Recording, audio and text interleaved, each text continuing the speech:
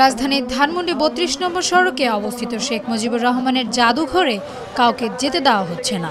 সকাল থেকেই বাড়িটির আশেপাশের এলাকায় বিভিন্ন রাজনৈতিক দলের কর্মীদের লাঠিসোঁটা নিয়ে অবস্থান নিতে দেখা যায়।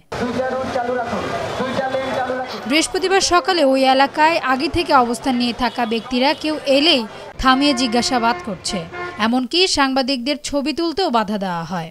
কোনো সাংবাদিক কর্মীকে ধানমন্ডি ৩২ নম্বরে ঢুকতে দেওয়া হয়নি।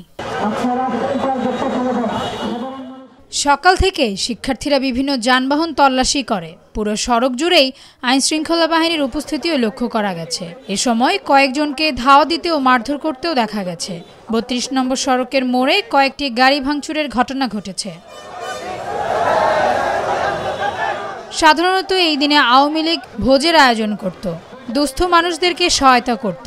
দিনভর মাইকে শেখ মুজিবুর রহমানের ৭ই মার্চের ঐতিহাসিক ভাষণ চালাত।